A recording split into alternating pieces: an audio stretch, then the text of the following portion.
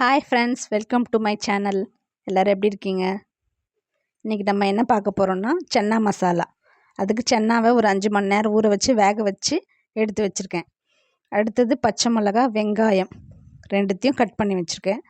தக்காளியும் கட் பண்ணி வச்சுருக்கேன். 3 வெங்காயம் 2 தக்காளி கட் பண்ணி வச்சுருக்கேன்.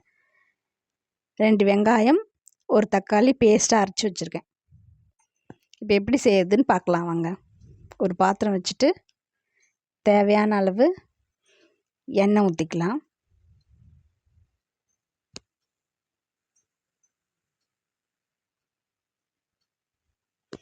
அடுத்தது தாளிக்கிறதுக்கு தேவையான மசாலா பட்டை, பிரிஞ்சி இலை,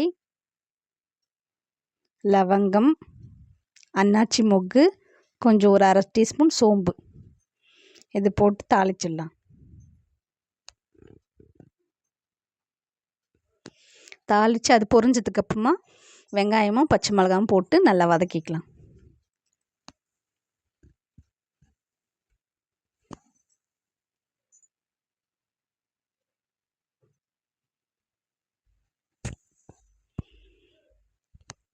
வெங்காயம் பச்சை மிளகாய் போட்டு நல்லா வதக்கிக்கலாம்.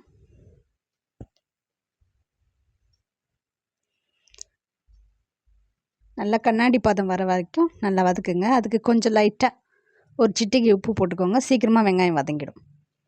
அடுத்தது தக்காளி 2 தக்காளி கட் பண்ணி வச்சுருக்கோம்ல, அதை போட்டுக்கோங்க.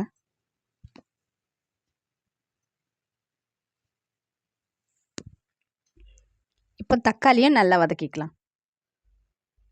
வெங்காயம் தக்காளி 2 ஓரளவுக்கு நல்லா வதங்கிடுச்சு.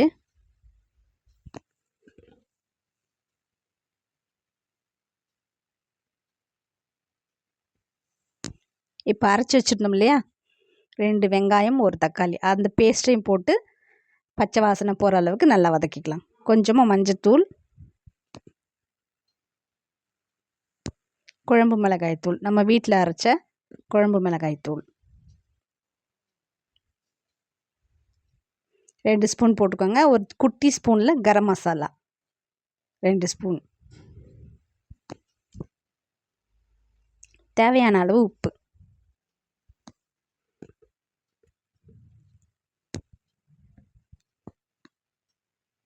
இது எல்லாத்தையும் போட்டு நல்லா மிக்ஸ் பண்ணி அந்த பச்சை வாசனை போகிற அளவுக்கு நல்லா வதக்கிக்கோங்க. அதுக்கப்புறம் கொஞ்சமாக தண்ணி ஊற்றிக்கலாம்.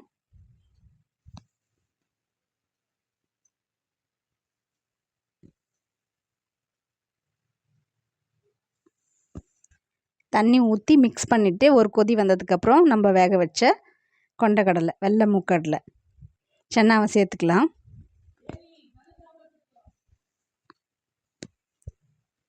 சேர்த்துக்கிட்டு கொஞ்சம் சன்னா நிறுத்திட்டு அதை மிக்சியில் போட்டு நல்லா அரைச்சிக்கலாம் கொரகொரப்பாக. இது நல்லா மிக்ஸ் பண்ணி விடுங்க. இது கொஞ்சம் நேரம் கொதிக்கட்டும்.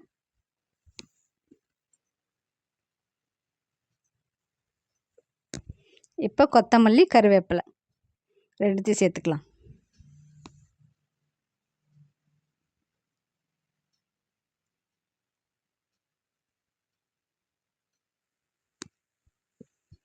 நல்லா மிக்ஸ் பண்ணி விடுங்க. இன்னும் கொஞ்சம் நேரம் கொதிச்சதுக்கப்புறமா நம்ம அரைச்சி வச்ச சன்னாவை சேர்த்துக்கலாம்.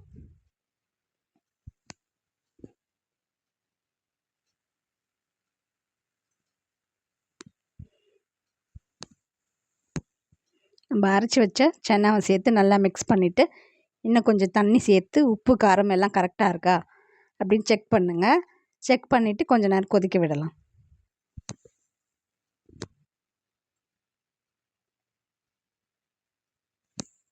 கொதிச்சதுக்கப்புறமா கொஞ்சமாக புதினா, ஒரு 5-10 இலை புதினா போட்டுக்கோங்க. போட்டு நல்லா மிக்ஸ் பண்ணி விடுங்க. இன்னும் கொஞ்சம் நேரம் கொதிச்சா சன்னா மசாலா ரெடி. இறக்கும்போது கொஞ்சமாக சின்ன கட்டி அளவுக்கு வெல்லம் சேர்த்து இறக்குனா டேஸ்ட்டு சூப்பராக இருக்கும்.